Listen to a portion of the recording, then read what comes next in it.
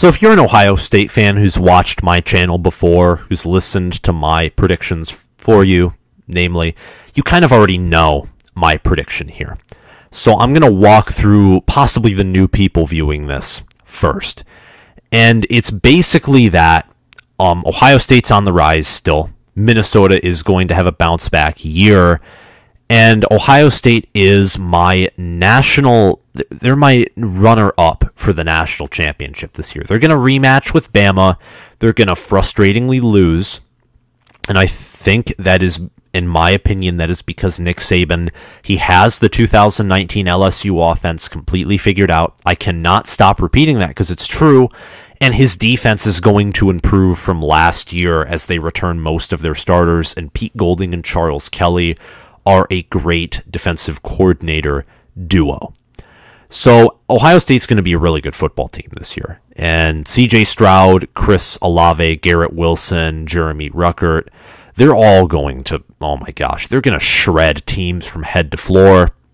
And then you're going to have Kyle McCord, likely, or Quinn Ewers, less likely because he came later, come out as the second or third stringers and throw to even more five-star wide receivers and just blow everyone, mostly everyone, away.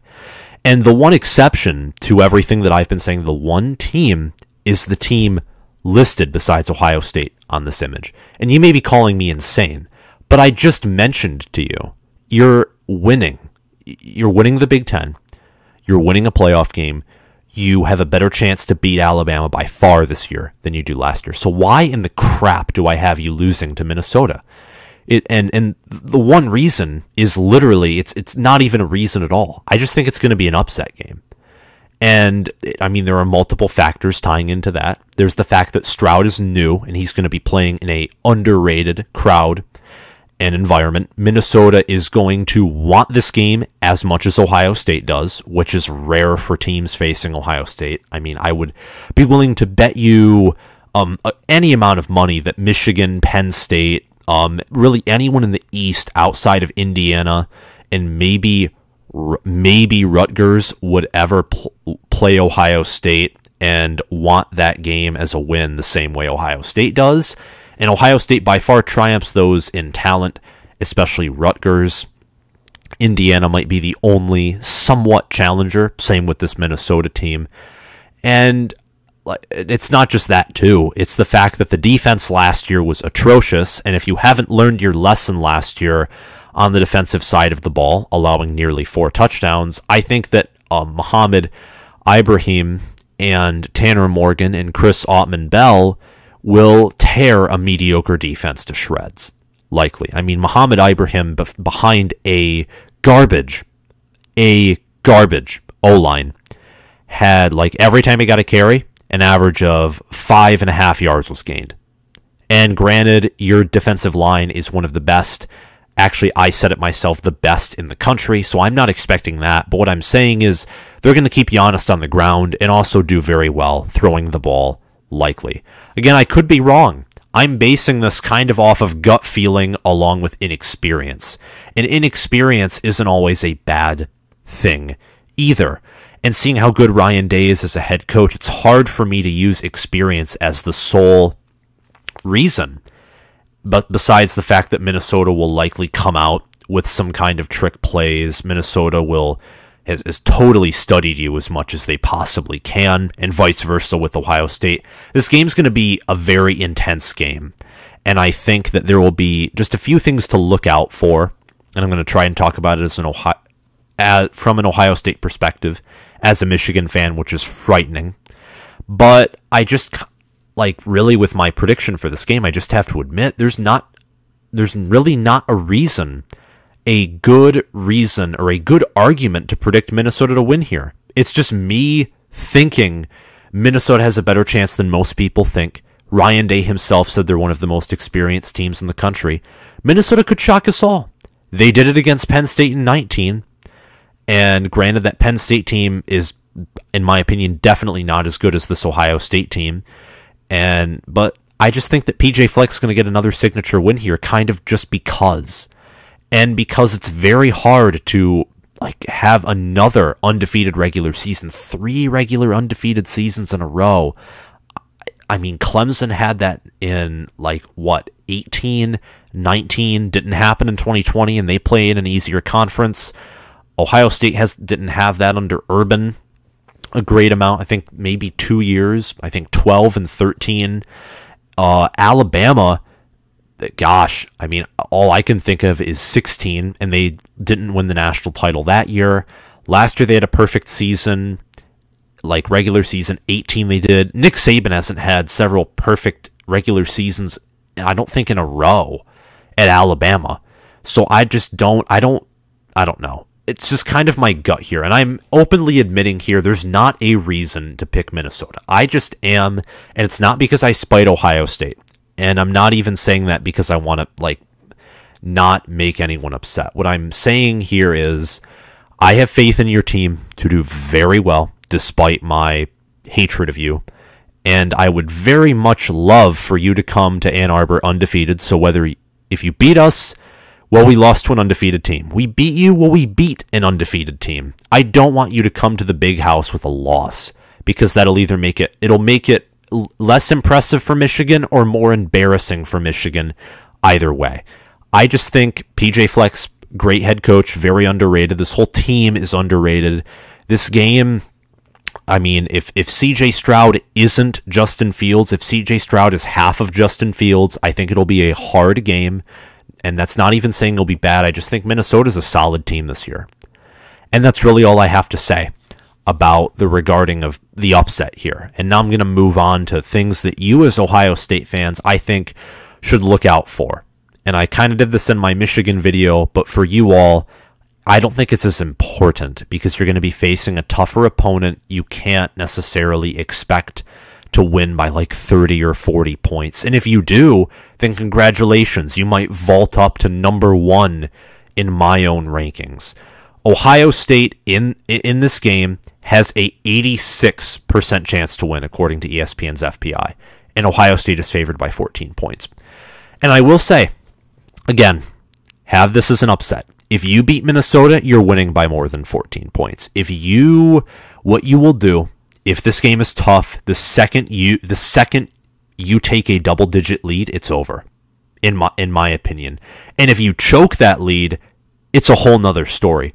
You lead by double digits and you choke this game, I will be astonished. I will be absolutely astonished, because what I'm expecting is Minnesota comes out quick. Ohio State with their secondary, their quarterback, this is kind of a tough warm-up game in a certain sense. They make some mistakes. Ohio State's climbing back in the second quarter, or in their second half, pardon me, and just like Sean Clifford did at the end, they make a mistake, game over. But they use that as motivation, obviously. They use that to further their already elite discipline and already elite team, and they go on to win and reach the national championship game. So, yeah. But what Ohio State should look for here is your quarterback. Your quarterback, see how he performs against a team like Minnesota. You beat Minnesota by 28, well, congratulations. Michigan ain't beating you unless Michigan somehow goes to Wisconsin and beats them by double digits. Penn State ain't beating you. I don't know if Indiana will be able to beat you if you go to this Minnesota team and just juggle them around. And again, I think Minnesota's going to be a great team. They return a lot of starters. They have a full off season. They're not going to be ravaged by COVID in the same way that they were last year. COVID really hurt Minnesota last year. Really, really, really damaged them. I'm just being real when I say that. Ohio State, not just quarterback too, but running back.